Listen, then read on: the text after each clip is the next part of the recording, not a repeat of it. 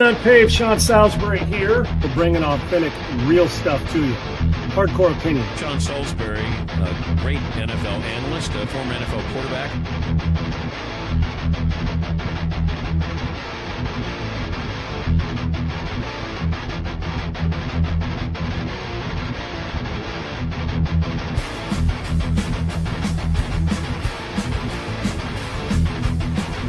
To me, Tom Brady is the GOAT because he's done more with less than any player at that position we've ever had.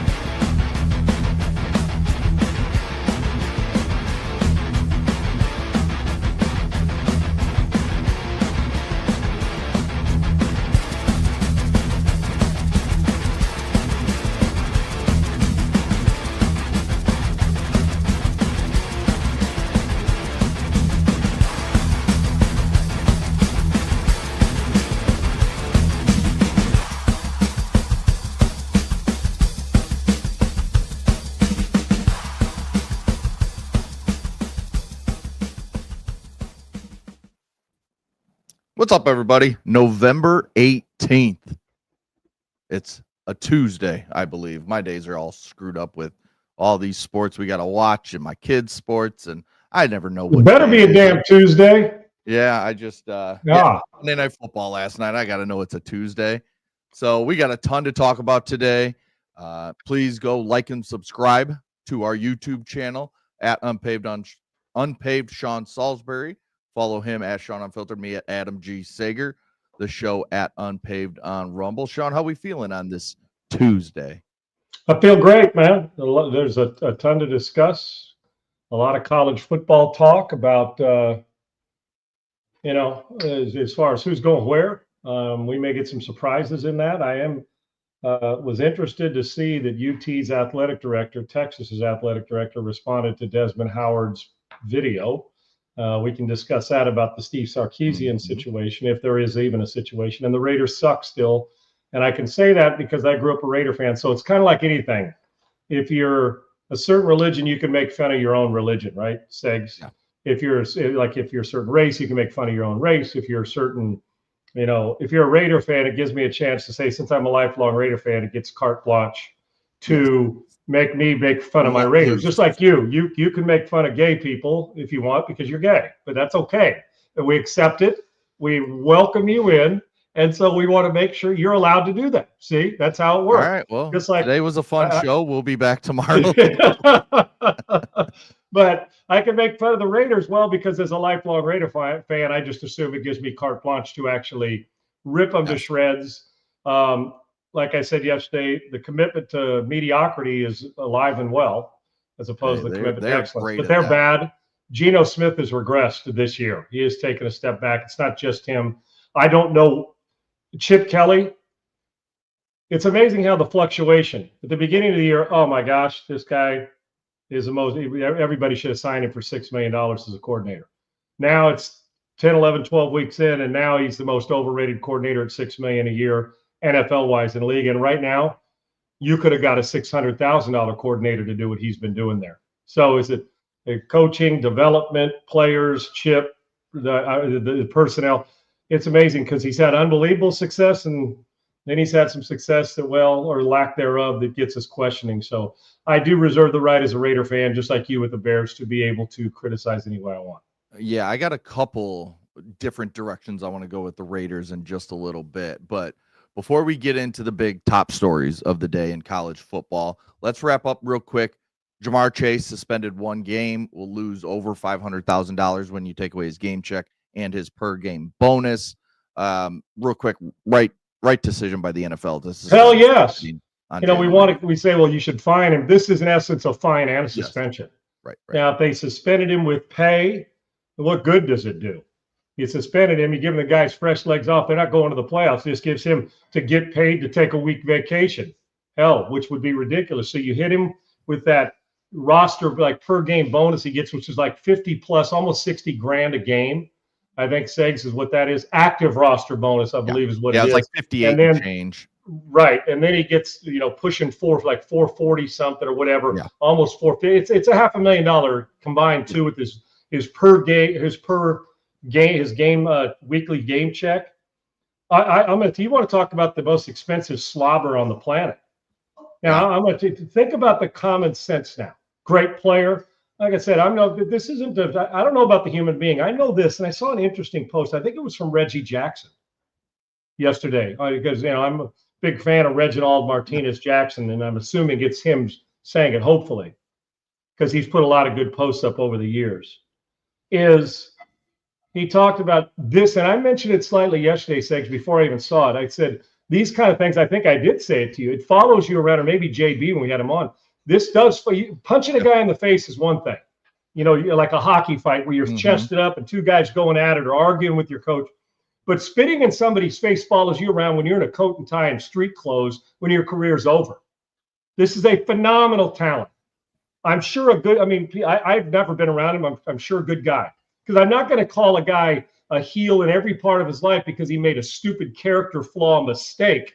But you start to say, well, is this the way he is in real life when he spit in somebody's face? And I'm hoping that we're wrong about that. So I try like hell, and we all should, to not judge somebody's entire body of work in their life and on the field by one horrendous, shitty incident, which it was. Right. But I call this an incident. It's like time and a half for a worker, for somebody who actually puts real work in, like, stuff that we don't do on them. I mean, this is real work, but you get my point, Segs. Like our parents grinding every day, they're putting work in. This is like time and a half. And my dad would get time and a half. It was like in construction. It was like, damn, the bone, we're going to go out to dinner this week, right? And it was really that. And this is a time and a half character flaw, because now you got to live it down. We all make mistakes, say, yeah, I did something stupid. I got in a fist fight with a buddy or on the field, and my teammate and I were good now. This is how do you live it down? Because the first thing we think of, oh, this is it. This is in the DNA. This is who you are. And I'm trying my best, because we're all guilty of it, not to take one incident and make him, that's his whole life. It's a life sentence. I don't want to do that, because I'm sure there's plenty that would swear by Jamar Chase as a human. And I hope that's right.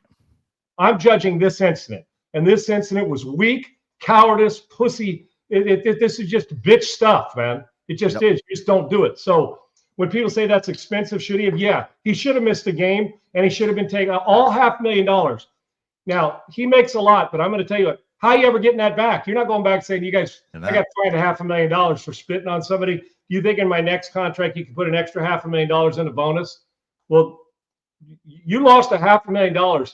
Think about, no matter how much money you make, $500,000 still $500,000. So my thing is, I'm trying to not to judge somebody on their stupidity, which we all have, but I ain't doing this part of the stupidity. We'll all do something stupid, but I ain't spitting on somebody. Take your ass whooping if that's what it is, or give an ass whooping face to face, but don't spit on somebody. So I'm hoping that he moves on from this, but it's harder to live down, Segs, because it's worse than a cheap shot on a football field, because it's just like, you got to dig down and deep and dirty to spit on a fellow player, let alone, in a game with cameras on it. Just who knows? But I'm going to try, as we all should, not to judge his life by a stupid incident. But even if you did or didn't judge his life, I can tell you one thing. If he's not sitting at home saying, I just lost $500,000 for spitting on a cat, that's a problem. Then that's expensive. But I'll promise you, as we sit here today, you will never in his NFL career in public see him do that again. Yeah. Because none of us are dumb enough to give away $1 million as a loan of $500,000 on spitting on somebody. So I think it's a valuable lesson learned, and hopefully he did, but it's one that every ounce of it, I don't feel bad one bit, or like, oh, I feel sorry for him because he had $1 million or $500,000 taken out of it. That's called, you made a bad choice. That's not an accident. That's a decision. Made a bad choice. Just don't do it again. I'm glad the NFL hit him that hard, and they should have. Yeah, and then this isn't the first spitting incident we had. We had it in week 1, 6 seconds into the NFL season, when Jalen Carter spit on Dak Prescott. I'm not so sure, Segs, real quick, that if there's another guy, I know that sometimes, you got to be the repeat offender, but if another guy does it, shit, when are we getting to the point to say, because I know this about athletes, hit them with a small fine, they'll laugh. Yes. Continue to let them play. You want to get into an athlete's head, take away a lot of money, and don't let them do what they love to do. And he got both in this. If you're the next guy and you're not learning from it, What's the next one if somebody's dumb enough to spit now again? 2 games? When are we just can't keep letting this happen. To me, it's as down and dirty as cheap, like I said, is hitting somebody low when they're not prepared for it. It really is. And I just think it's weak. So and it doesn't mean I don't think Jamar Chase is a good guy. I don't know him, but I can tell you this. This was an incident that if you're not watching and paying close attention, then none of us are very bright. It was Bush League. Yes, very, very much so. All right. Big stories in college football happening right now. We've got Lane Kiffin, family members taking a trip to Gainesville, checking it out. Then the next day, he and family go to Baton Rouge, check it out. Then we hear about this ultimatum that Ole Miss has put out there saying basically by the Monday or Tuesday, I can't remember the exact day, before the Egg Bowl against Mississippi State, he has to make a decision if he's staying or not, or else they got to consider if they're going to go into the college football playoff without him and put an interim coach in there as he continues to look at other jobs. So he went on Pat McAfee today, said that the ultimatum is not true. Now, I don't know why you have Lane Kiffin on your show today to then not even ask him about Florida or LSU or about the trips that family members and he took over these last couple days. But Pat McAfee didn't even ask him. Didn't even ask him where he's going to coach next year. Didn't ask him really anything. The one thing I did take away from it that Pat pointed out right after Lane got off the air with him, that Lane does look very happy at Ole Miss. So I honestly came out of it when I saw the trips. I was like, he's gone. But then I hear him talk and the way this is all shaping up. To me, I think he stays. I don't know. Right now, I would put it 60-40 that he stays at Ole Miss over going to Florida or LSU. Okay. How about you? There's different branches. First off, I didn't see the McAfee him. I knew he was going on there, but I did not see it, Sags. Yeah. My question is, and if it was anybody's show, like when the Mannings had on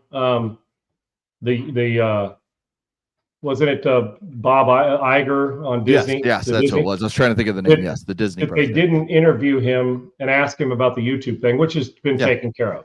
Like, what do we?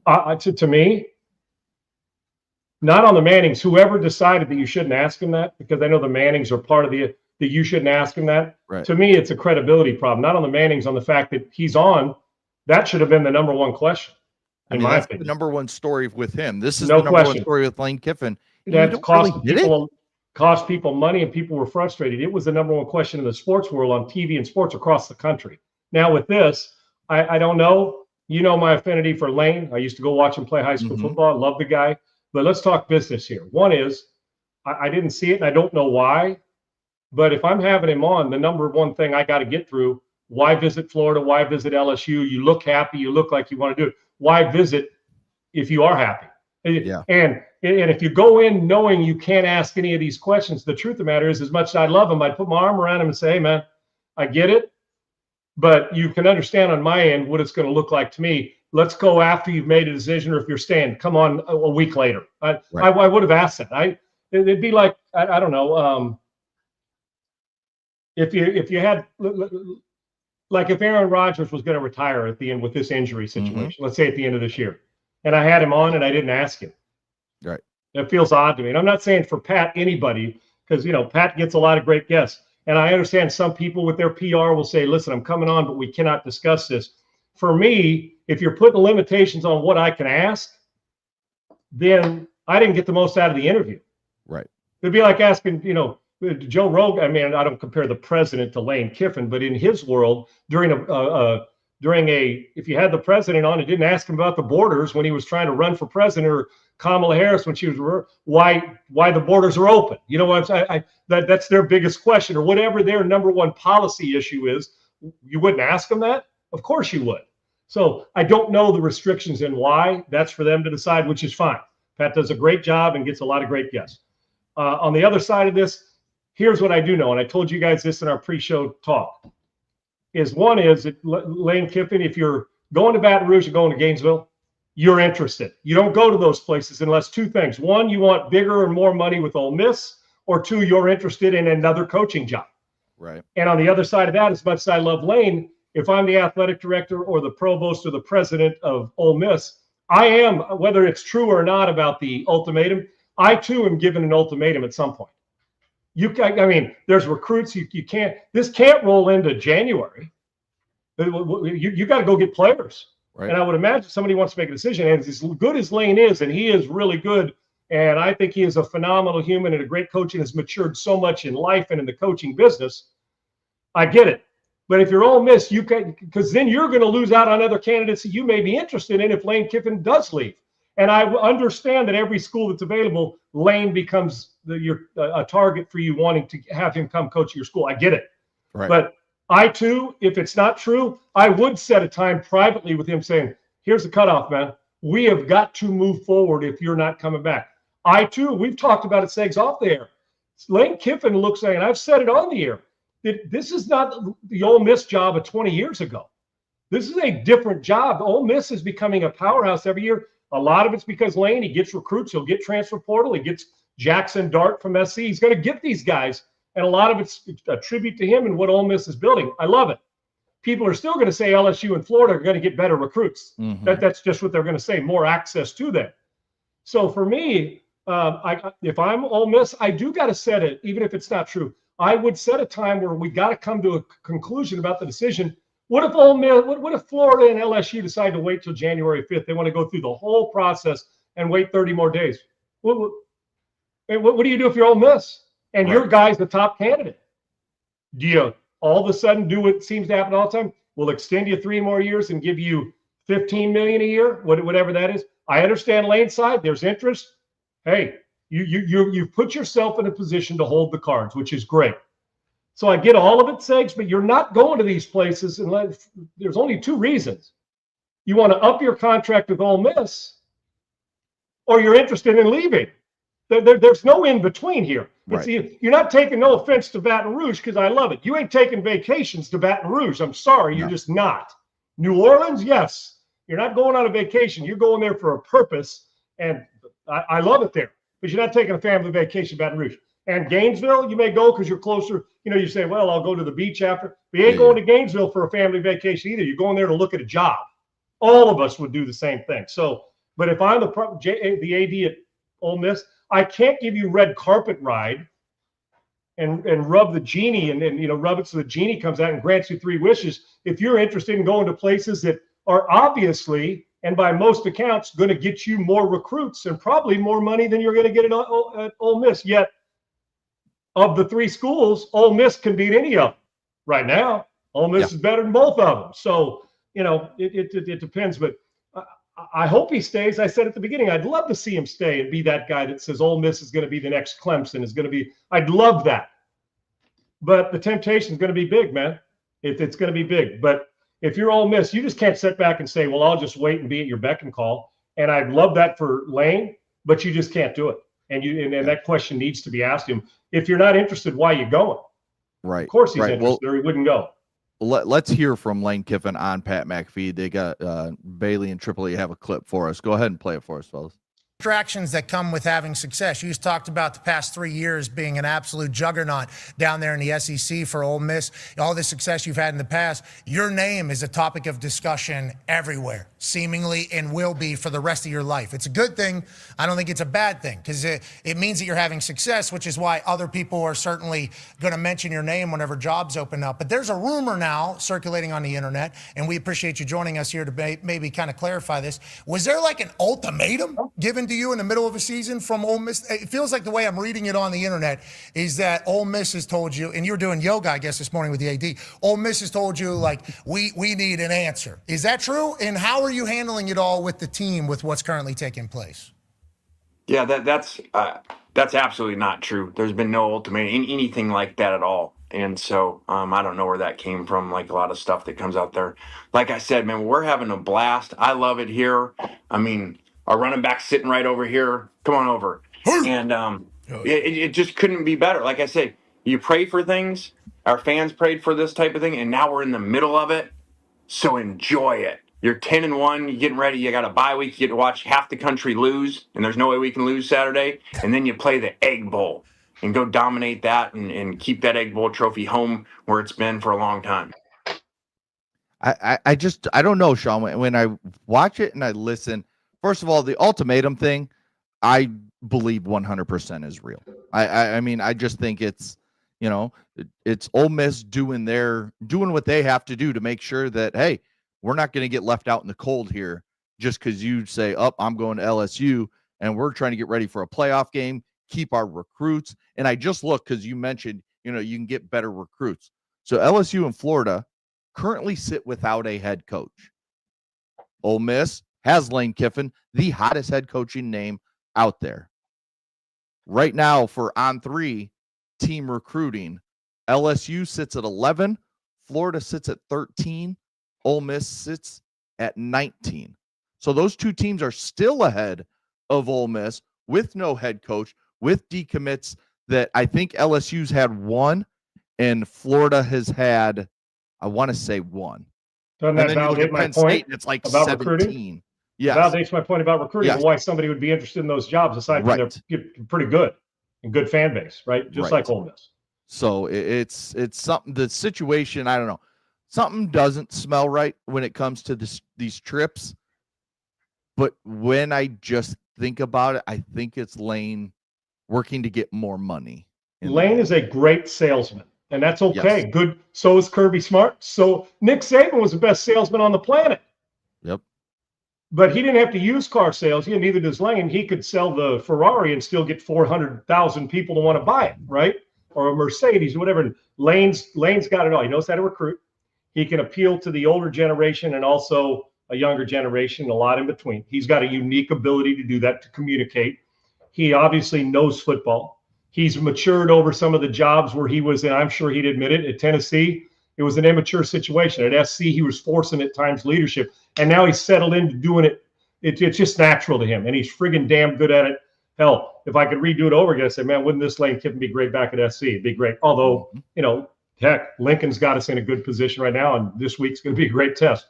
But Segs, with all that, I do believe there's a hint that Ole Miss is probably going to grow weary and would like this. When you're talking about the ultimatum, ultimatum is such a harsh word. It makes it sound like it's screw you if you go, one of those. But conversations have had to be had between Lane and them about when can we expect a decision. Yeah. And so that's got to be a little insecure for the university. I'm sure Lane wants more money. Who doesn't? What coach? We all do. You want more money in your job if you feel like you're performing. And he has been. It has made Ole Miss. We talk about all the stuff that Deion did just by his presence in Colorado. Look what Lane's done by not just his presence, but his winning at Ole Miss. And he wins. So that's a good thing. It has him in the hunt every year. But that notwithstanding, Segs, to me, unless I was absolutely, like I said, if I was absolutely told there's certain things I can't ask, I probably would have said, let's delay the interview until something does come about, like I said. But the natural question for me after that would have been, are you considering leaving Ole Miss? And he could have reserved the right to say, I can't talk about that right now. Right. Or I'm absolutely not. I'm happy here. Because he looks happy and seems happy. But who wouldn't? He's 10-1 with a bye week. He's got a player in there. And everybody in the world wants him to coach for him. Shit. Do you blame him? Mm-hmm. I'd be happy too. And he looks healthy and he looks great, all that. But I would have asked and had him say, Sean, I can't talk about that right now. Okay, or no comment, or no, I'm not going anywhere. I'm here to stay at Ole Miss. And then we'll start to hear the other stuff. Well, LSU, and then what? Why'd you visit there? Was it a vacation? Mm-hmm. Listen, if you think it's cut and dry that he's going back to Ole Miss without an interest in the other schools, then why is he visiting? Right. I mean, the common sense just says. So for me, the next natural question, unless they were told you can't ask this, and I get the respect part, but I simply need to know. Okay, you're happy. You look happy. You're doing yoga with your AD. Are you staying at Ole Miss? Are you considering leaving? Can't talk about that. I'm here right now. You can read between the lines on an answer when somebody gives it to you. And to me, but I do get, if Pat was told there's certain places we can't go, I get it. And Lane's a great guy, but I don't think this is the last you're hearing of the story. If that's the case, in 2 days, if all of a sudden we hear, Segs, that they, like in Indiana, they've upgraded it and increased this for 5 more years, then I don't blame him for staying. Because right now, as far as programs go, Florida and LSU are not better teams, and they're not better prepared than Ole Miss is. But they're always going to have at least a little more access to recruits. But the great equalizer is Lane Kiffin, the recruiter, and Nick Saban will always tell you that and anybody around him, his greatest trait was Nick Saban knew how to recruit. Hence why the money in NIL became the great equalizer. Yeah. Nick Saban would still be the head coach at Alabama if NIL and the transfer portal were controlled and weren't out of hand, because then he would still have one up on everybody else. The ability to recruit when others couldn't. That was his strength. And Lane Kiffin ain't far off from that. Great recruiter. Well, we'll continue to follow this story as it happens. Again, you got to expect something here in the next week or so from Lane Kiffin, if it's staying at Ole Miss, if it's leaking that he's leaning LSU or Florida, whichever way it is. But we did have our first big domino fall yesterday, and that is the former Penn State head coach that was fired from Penn State, James Franklin, going to Virginia Tech. I think it's a good hire. I think he will recruit well. I think he'll bring some of his Penn State recruits that had decommitted over the last few months or few weeks. And I think this will help Virginia Tech kind of get back to being where Virginia Tech should be in terms of relevance. I don't know how good they'll ever be because I don't know how much I trust James Franklin, the coach. But James Franklin, the recruiter, will get some recruits in there. And they'll fight for some ACC titles and stuff like that. But overall, I think it's a fine hire. I'm not going to be, oh my God, this is outstanding, great hire. This is the best ever. I think it's a fine hire, and I think he'll do some good things and he'll do some bad things, just like he does everywhere he's been. Yeah, Segs, I think this is a really good hire under the circumstances. I do. And here's what. For the same reasons that we said he had trouble winning big games and big moments, you got to give credit for what he's done with programs he's been to that have gotten better. Mm-hmm. Vanderbilt got better when James Franklin was there. Penn State, considering they were always in the hunt every year. They just were. Now, they always came up short, but they were in the hunt. And 9 or 10 wins at Virginia Tech is good enough to keep you there. And he will at some point get enough recruits. He's an early fixer. He's able to go into programs with his energy and get people to buy in. The question is, after a long time, can he keep the buy? He left Vanderbilt because he knew the upgrade was bigger. Right. He left Penn State because, well, it's not a bigger upgrade, but he got fired because he couldn't win those games. But early on, people were, every year a job came up, or every year coach of the year or preseason talk, this guy's name's always come up. So this is good. This is the biggest hire they've had since Frank Beamer left. No question about it, since Coach Beamer left. And we'll probably get them as close as they've been since Coach Beamer left, because you'll get good players. Anybody, the Virginia area down there in Virginia Beach stuff, there's good players. It's like Newport News and all. There's good players. And I've been to Blacksburg.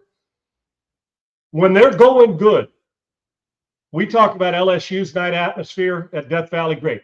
At Happy Valley at Penn State in a whiteout, big. I'm going to tell you now that one of the great venues in college sports is a game in Blacksburg. And it's the walk down the tunnel. It's a great place, and they need to get that back. So he'll go in and fix it. Don't be surprised if in 2 years they're winning night. I mean, they're competing for it. I'm dead serious. Yet the question is, when they get to that point, how many of those big games will they win to get him beyond that point? That's where he's running to a wall. There's always a ceiling on where James Franklin's going. But Virginia Tech has had some average hires, and they've fallen off. And people that are kind of young over the last 5, 6, 8, 10 years, whatever it's been, that really don't know Virginia Tech football. You think Michael Vick, but even after Michael Vick, there's some good teams there.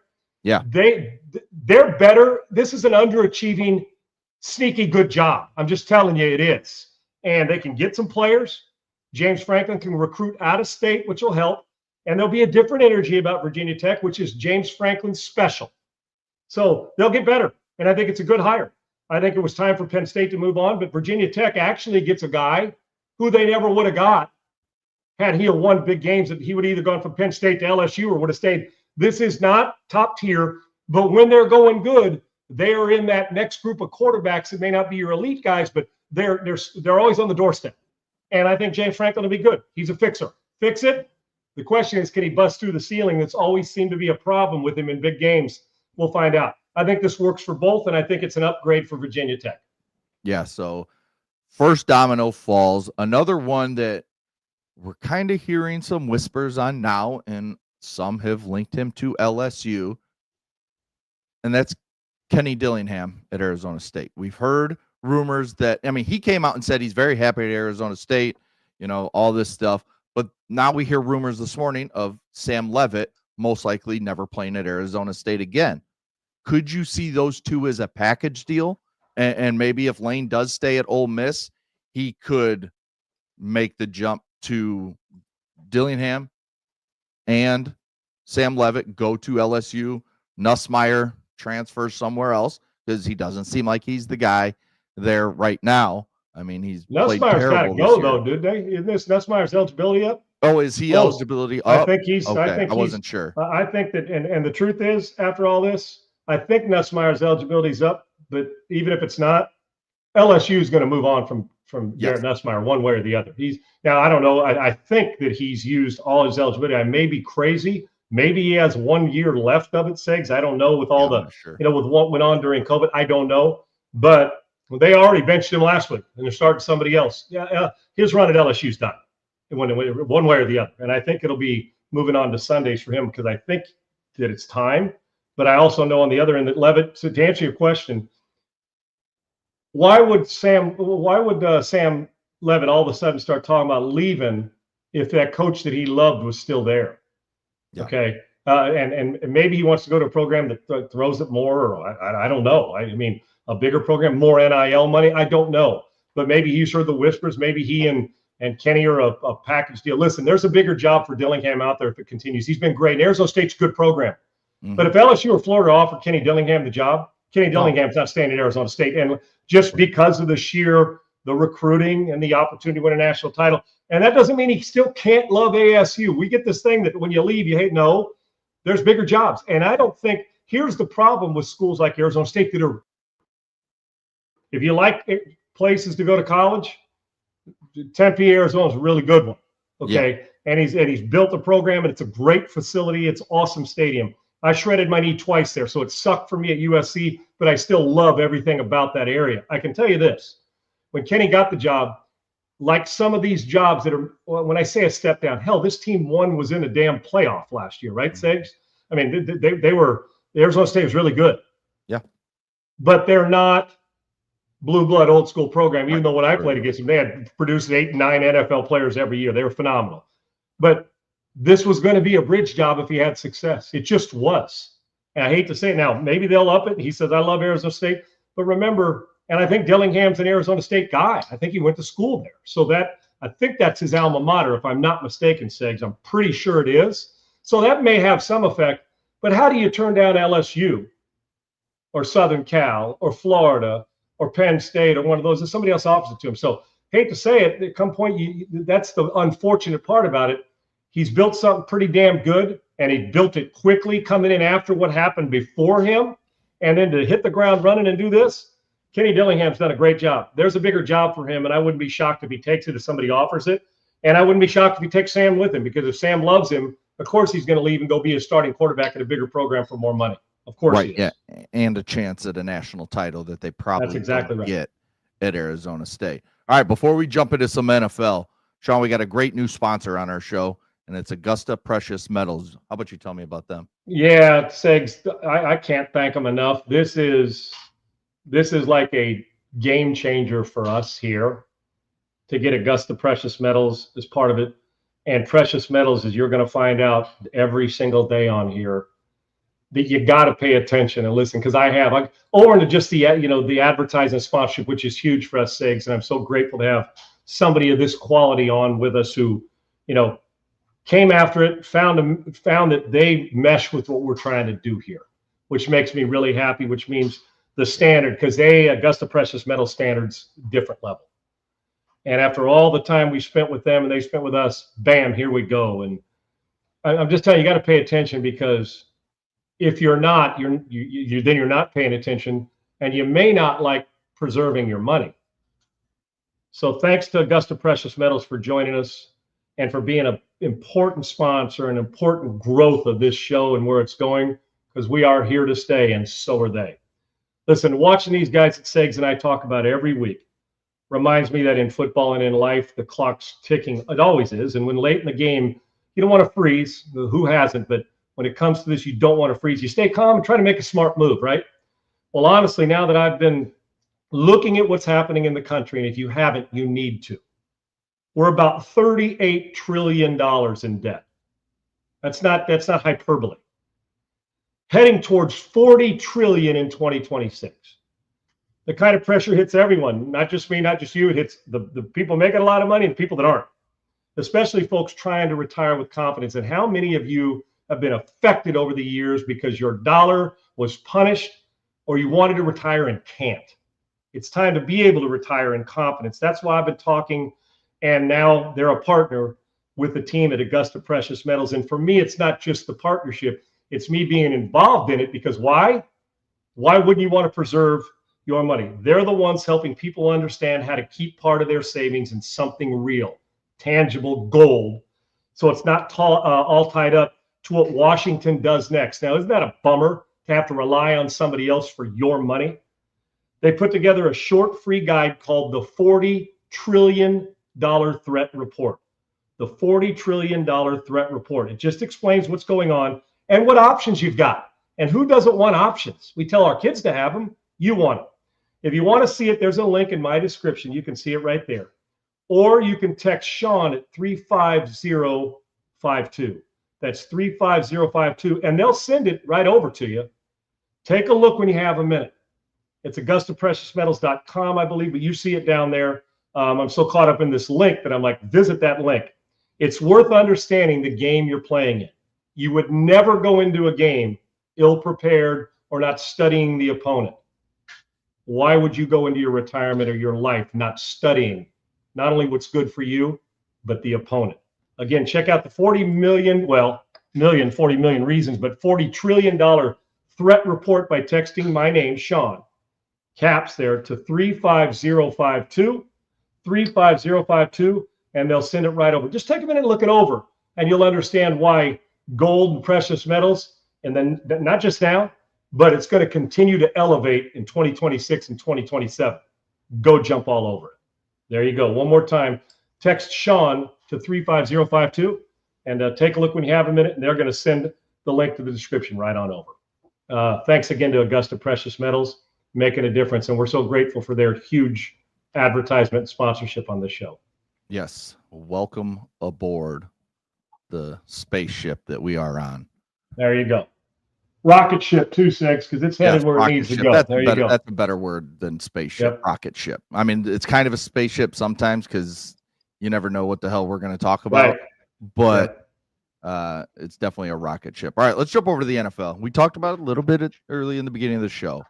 The Raiders, they get their ass kicked last night, 33-16 on Monday Night Football by the Dallas Cowboys. The Dallas Cowboys offense is really, really damn good. But the Raiders offense is what I want to focus on. And you talked about it. Chip Kelly, I don't know why this guy, he needs to stay in college. That's where I think he's better off. You have a guy that comes in that's just had a lot of success up in Seattle, in Geno Smith.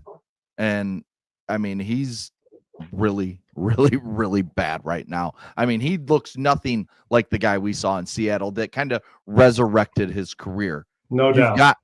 You've got arguably the best tight end in the NFL in Brock Bowers, and I would put him at number one.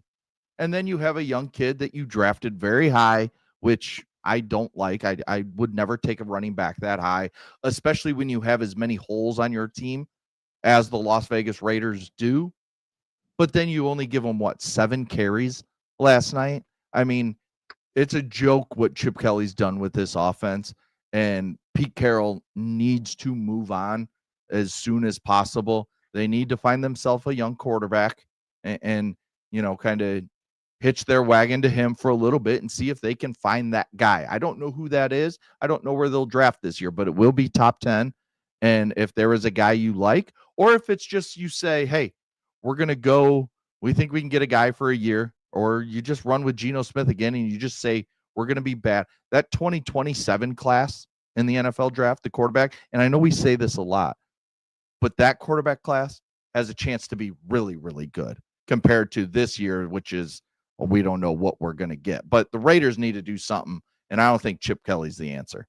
Too many ifs in this quarterback class for you to stake everything on picking one high.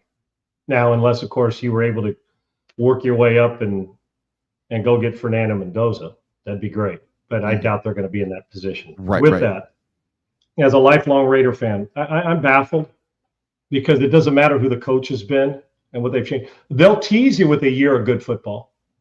But from top to bottom, the organization, and I hate it because I bleed silver and black, always have. They've been my organization. Even when I played, I remember when the Chargers, we played them in Oakland, the old Oakland Alameda County Coliseum.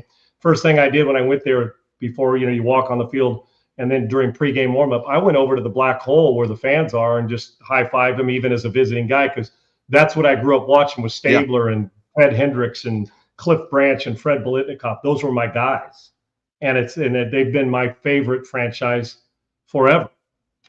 But in being honest, Pete hired a staff, and you're only as good as your coaching staff and players. As good as Pete Carroll is, and he is really good, that matters. And you've seen what happened with an interim coach, and you've seen what happened before with John Gruden. They just weren't making the strides necessary.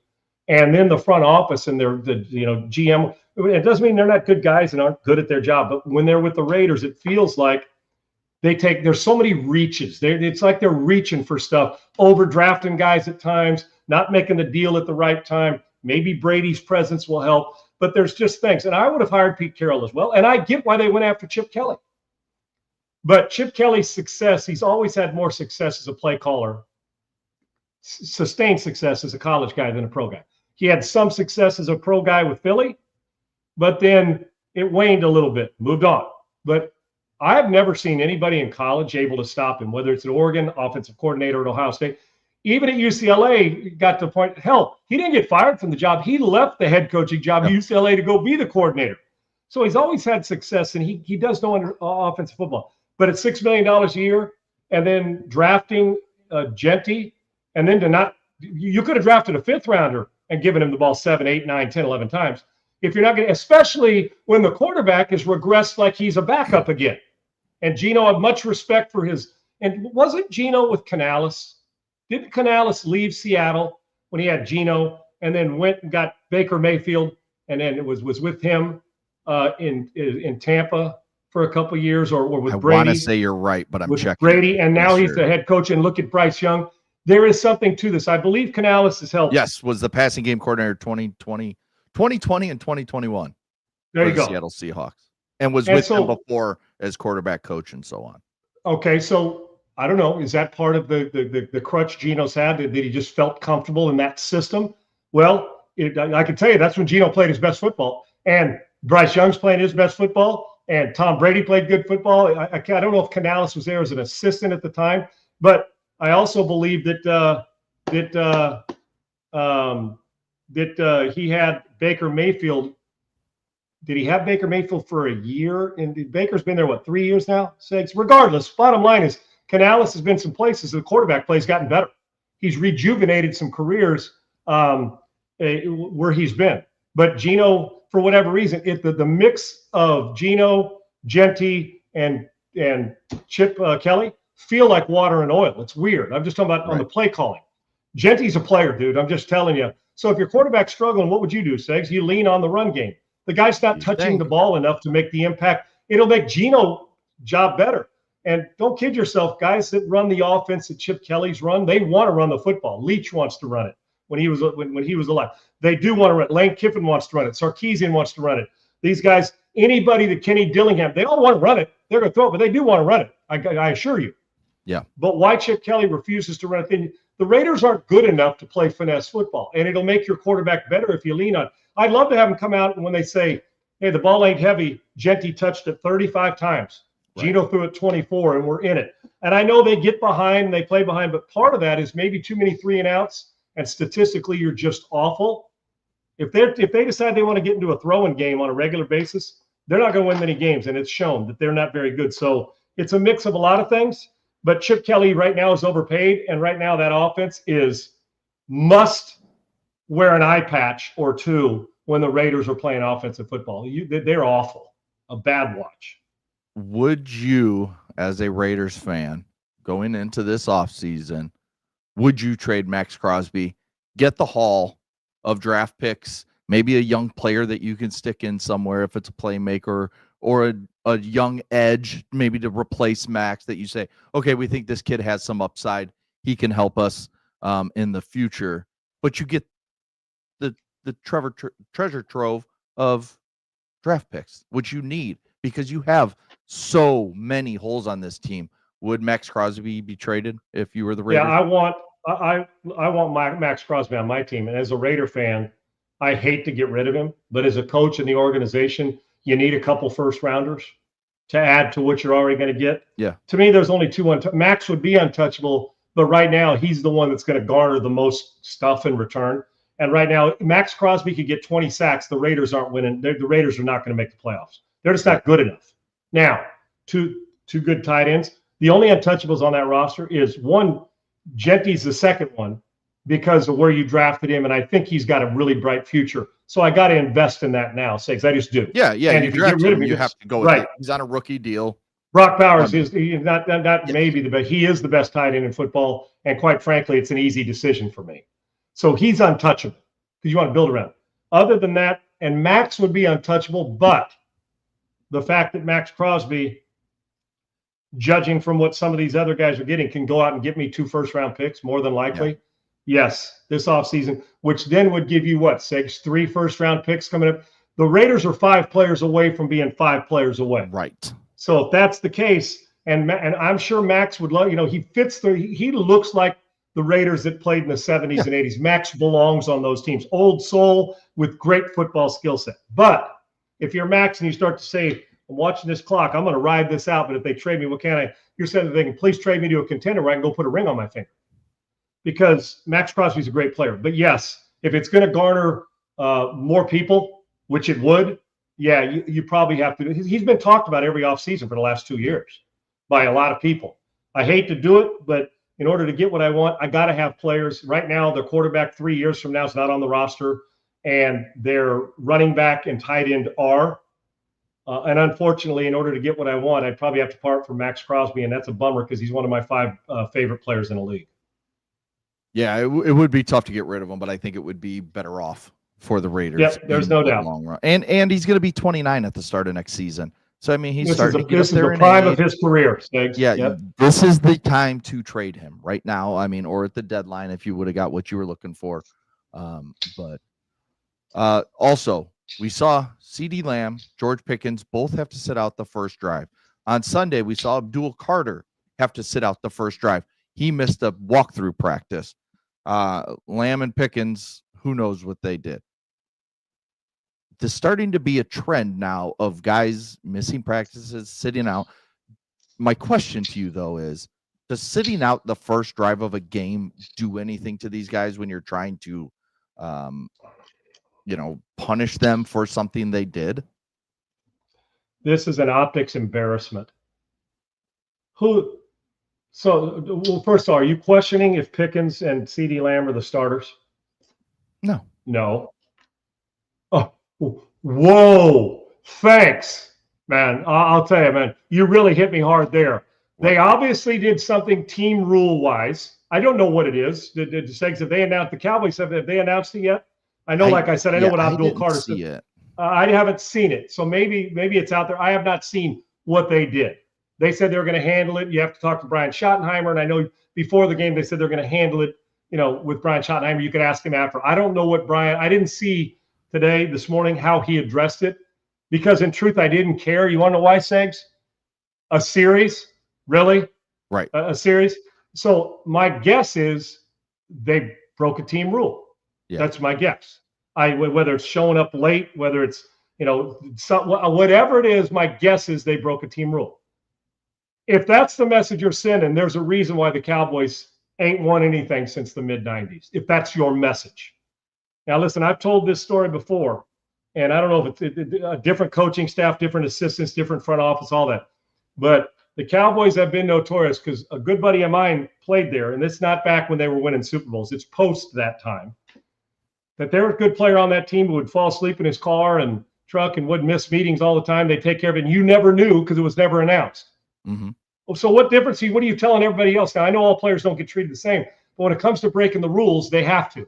Now, I'm not going to treat Aikman the same way I'd treat the backup quarterback on the field as far as reps and what he wants to do practice-wise. But if somebody breaks curfew or shows up late to a meeting, they're all getting treated the same. That's because of the optics for all the other players, right? And I would imagine the stars want to be treated like that. So I don't know what they did, but whether they loafed or showed up late, whatever it is. But one series, there's no message here. And then doesn't CeeDee Lamb go out and score their first touches? He scores. So what's the message? Two great players did something that the team didn't like and set them down for a series. Now, you want to make an impact, set them down for a half if you got the balls. But they don't do that. Why? Because the Cowboys know they need to win a friggin' football game. Without those two, your offense is going to suck and your defense isn't that good anyway. So to me, no, it's not impactful. For Abdul Carter, you're way too young, dude. Way too young to be showing up late. The excuse, got this. And we get way too many players thinking this shit's okay. To show up late when they want, they're not accountable. Great player, no question about it. Unless somebody's dying. I hate to say that. You know what I mean. I mean it kind of tongue in cheek. Like there's an emergency. Your wife's having a baby, some kind of an emergency. But if you're just showing up late because you were stuck in traffic, that's a you problem.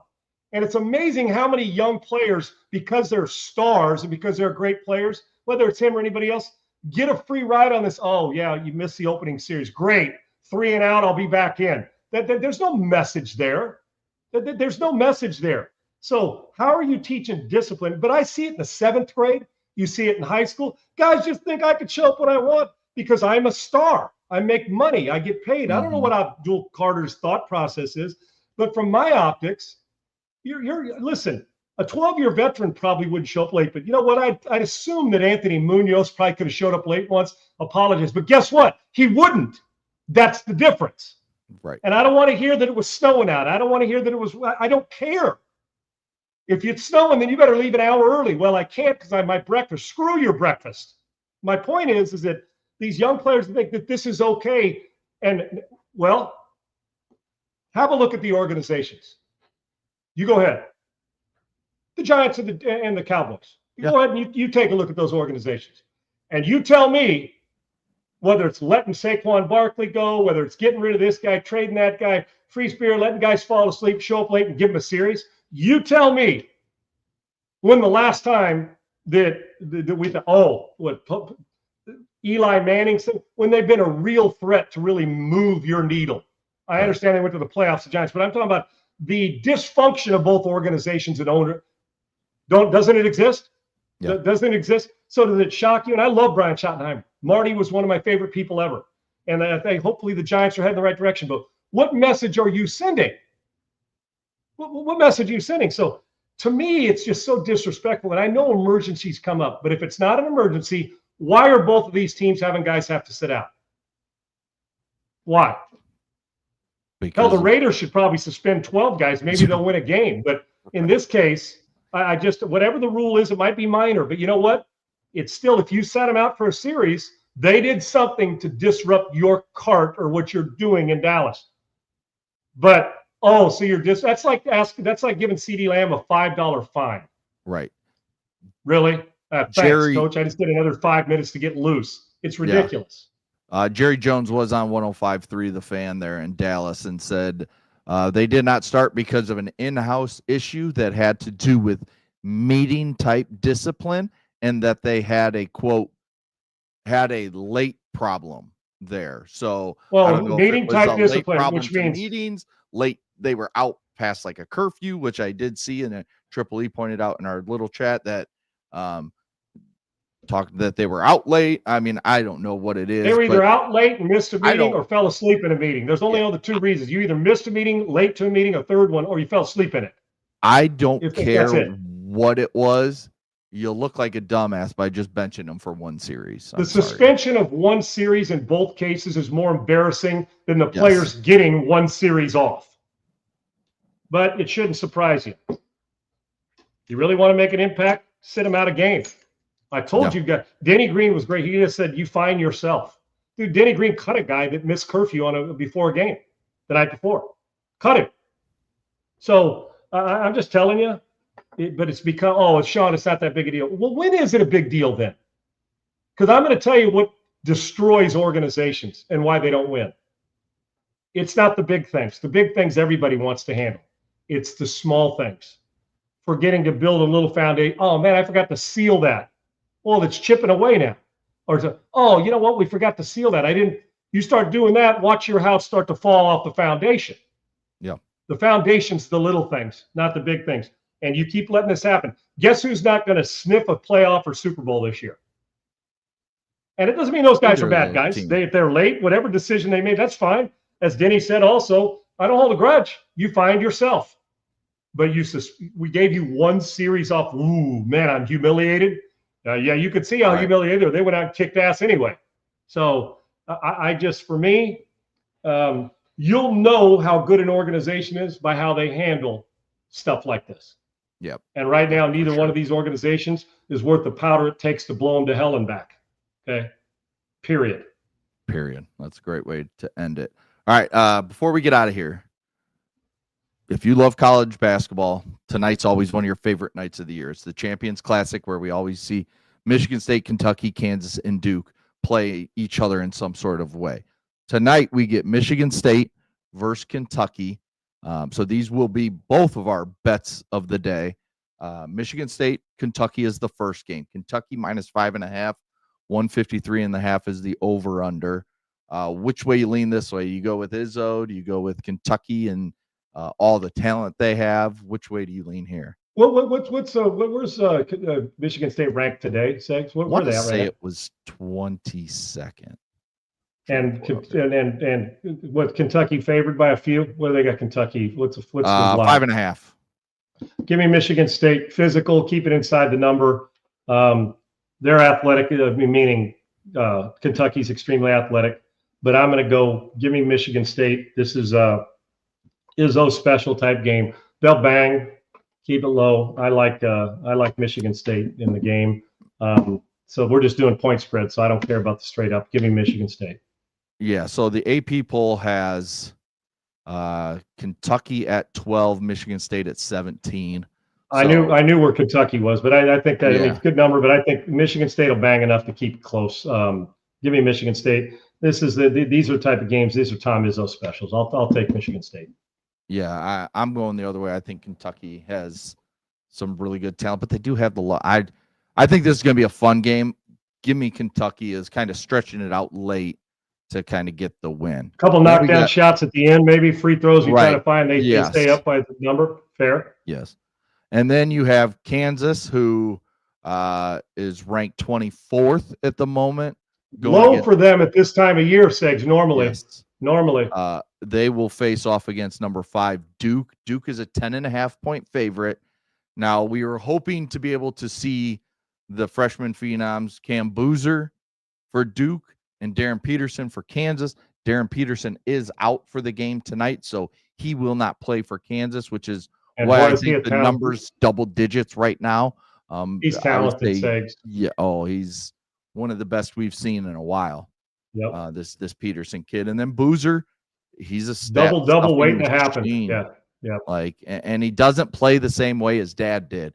He's not just this little 15-foot, face up and hit a little jump shot in your face. He can do everything. He runs the floor much better than his dad did. And his pops will tell you that too, I'm sure. Yeah. Well, he knows how athletic this kid is. He's got a twin brother on the team as well who's really good, but just doesn't get the pub because Cam is so good. So both big boys. The fact that Kansas doesn't have Peterson, I don't know that I like the 10.5.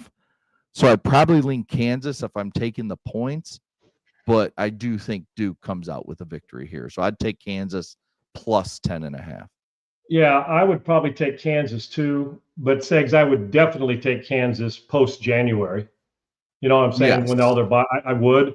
But I think they'll start right. Like usually Kansas is a top 5, top 10 team right now, and they'll suffer some loss and they're battling for a 1 seed. I know it's early in the season, but not having the young fella out there and Duke be fully loaded, this is a tough one for me. I'd probably just pick Duke straight up the win, Segs, in this one. But I'm gonna say this is a, Duke starts to rest some people. Maybe they're down 14 and Kansas gets a couple late buckets. I think it can be a game like that. I would take Kansas at plus 10.5 just on pure reputation. Duke's the better team, obviously, by the rankings. And they're also, but this is what somebody has an out-of-body experience. But these are two games that keep you glued to the TV. Better than the Monday Night Football you watched last night. I sure as hell tell you that. So sure. give me Kansas. Usually every year, Segs, this we've done. Well, who's the team I always pick every year? I was waiting for you to stop talking to say, like, if you've watched us for the last decade, Sean has picked Kansas to win every year championship every single year. Yeah, there's the aberration is not picking Kansas, like last year when I picked the University of Houston and almost got to that one. My guy Kelvin. Give me Kansas at plus 10.5. Duke wins the game though. Yes, I'm with you on that. All right, tomorrow we're gonna hit the Chiefs. I think that's something that still needs to be talked over. Is their run of dominance just over? Is it over? Has the league caught up to Mahomes and Andy Reid? Who are the Buffalo Bills? This is a team that has lost to the Dolphins and the Falcons, but beat the Chiefs and the Bucks. So I just really don't know who the Bills are. So I want to talk about that. And I will Aaron tell you Rodgers' this. wrist. Go ahead. Yep. Go ahead. Aaron Rodgers' wrist. Okay. Go ahead. Aaron Rodgers' wrist, no surgery needed. He's pushing to play against the Bears, which I think that means he will play. And CJ Stroud returning to practice, but will not play Thursday against the Bills. They'll give him that extra time to heal and play the Colts the weekend after. To my knowledge, Mills is 2-0 and putting up some pretty good numbers. Hey. CJ need to get back on out on field. I'm not saying he's losing his job, but Mills has done what a backup's supposed to do, Segs. What I tell you, and it doesn't feel like the coordinator has and D'Amico Ryans have taken the governor off and let it rip. Yeah. I mean, it feels a little more open. It's probably because he was getting first team reps while CJ was healthy. Oh, yeah, here we go. They were splitting reps, and that's why he's doing so well. Thanks, Shador, Sanders category fans, right? I'll tell you what, he wasn't getting any. Went out there and played, and look how he's performed. Obviously, CJ's quarterback, but he has helped keep them in this the last 2 weeks. Yep, if they lose these last two games, they're done. They had to come from behind in a big way against Jacksonville, and in this game had to battle their way through this one as well. So he's done a good job, and so you can feel comfortable in knowing he'll post on Thursday, and then they'll get CJ Stroud healthy. Good problem. It's a good gig to have that your backup can win games for you. Real quick, back to Kansas City, and we'll hit it more tomorrow. They're not winning the division, but their playoff run's not over. Let me just put it to you that way. And I mean this year. They're good enough to still make a run. That's the other thing we'll talk about, that bottom of that AFC playoff picture, because it involves those Houston Texans. It involves the Jags. It involves the Chiefs. So there's a lot of teams right in that little mix for that seventh playoff spot. Baltimore and Pittsburgh you could add in as a duo because someone's going to win that division, be in. The other one's right there as well. And I think a lot of right on Aaron Rodgers' health. Can Lamar Jackson stay healthy? Can Baltimore keep winning? There's a lot to discuss when we talk about the bottom two spots, maybe even just the last seventh spot of the playoffs when we're talking about the AFC. So we'll talk about that tomorrow as well. Anything else you want to hit on? Nope. Look forward to it. And thanks again to our great friends. Yes. Our great friends at Augusta Precious Metals. Great to have you on board as one of our needle moving advertisers. So thank you. Great to have you guys pop on in there and let it rip. And make sure you like and subscribe to our YouTube channel at Unpaved Sean Salisbury. Thanks to Triple E. Thanks to Laura. Thanks to Bailey. As always, doing all the behind the scenes work that make us look good. We will be back tomorrow, 1 p.m. Eastern, noon Central. We'll talk to you guys then. Peace. Unpaved Sean Salisbury here for bringing authentic, real stuff to you. Hardcore opinion. Sean Salisbury, a great NFL analyst, a former NFL quarterback.